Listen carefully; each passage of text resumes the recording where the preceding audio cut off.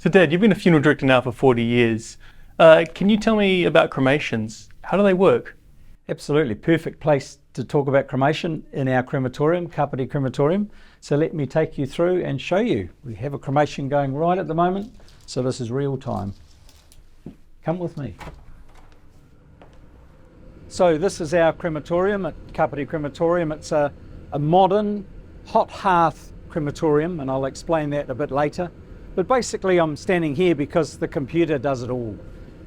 We need to set it to tell the computer, like any good computer, it needs to know what data you need. And you'll see here on the wall, it gives you 4 options: the size, the type of container it's in, the gender, and the case of the day. So really basically a large as opposed to a medium or a small, it needs to know what type of person it's cremating as opposed to obese. And each of those levels, it has various dynamics to it. So a small cremation, for instance, it needs to know that there is a lot of bone tissue to cremate, so it needs to cremate a bit hotter. Medium is pretty much the normal setting. Large, it needs to know that perhaps someone is bigger built, and I'm not talking about fat, I'm talking about muscle and bone mass. So it needs more fuel to be able to cremate that person. In an obese case, which is over 150 kg, there is a lot of fat tissue, and fat is actually fuel. So it needs to do the opposite. The cremator needs to cool itself down more and keep it in a lower range. The next thing is the type of casket. It needs to know if it's just a plain pine, particle box, cardboard, or whether it's a solid wood casket, because they cremate at a lower level.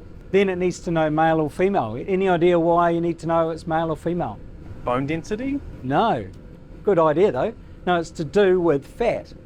So a male and a female for the same weight, choose 70 kg, a female actually has more fat than a male. A male has more muscle tissue for the volume of their size. So the fat tissue, as I said before, with an obese case, fat is fuel.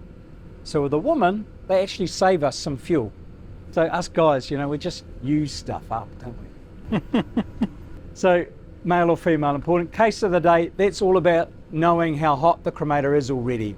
It does have an hour cool down between each cremation, but it's not the same as being cold. The first cremation of the day, the brickwork sucks up all the heat, so it needs to cremate for longer.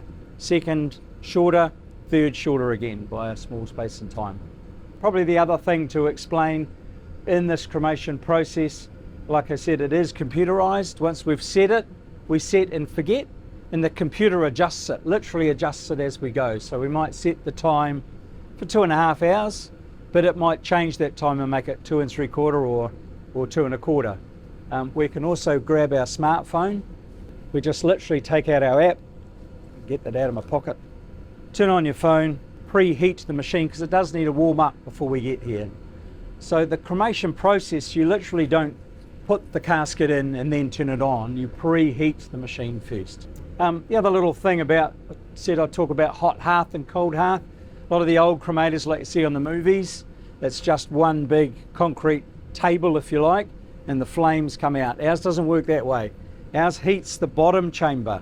So we have a floating floor, which sits on a little ledge. Emissions get pulled down and under the floor, and as it goes through, they get re-cremated, so that when it comes up through the stack, you see the stack's quite short, there is no smoke because it's re-burnt. So very clean burning machine. Yeah, any other questions? I noticed there's a camera in the corner of the room right there. Is there any sort of ethical concerns about having cameras in the crematorium? So we purposely have cameras everywhere, up on the roof, on the top of the stack, so it can monitor if there's any smoke or emissions. The ones in here are to prove that we don't take anything out of the casket, particularly if people want to leave jewellery on or just personal items. Whatever is in the casket stays in the casket. The only thing we do is take the nameplate off, but the name goes on the front of the box just as we're about to load the casket into the crematorium. And then that nameplate follows the process all the way through, so we're not going to get any ashes mixed up. Is it possible to do 2 people at once? We would never do 2 people at once from an ethical perspective. It actually, when you think about the process I explained, it's actually not very practical either. The more fuel, the more you have to cremate, the harder it is, the hotter the machine, and the more fuel it's going to burn. So it doesn't really make sense. It's not designed for doing more than one. So you actually can end up, particularly with those larger cases, they take a long time. So a standard cremation might take 2.5 hours, but an obese case might take 8. So putting 2 people in at once would be like cremating an obese person. It just doesn't make sense, and it's not ethical, so we would never do it. So what about smoke and ash? Like like horror stories you hear, does anything happen like that? So yes, there are lots of stories you hear because we do thousands of cremations in New Zealand a year, and there might be one issue with a system or a control. But there is a pollution control system on our machine, and I'll talk about that in the next video.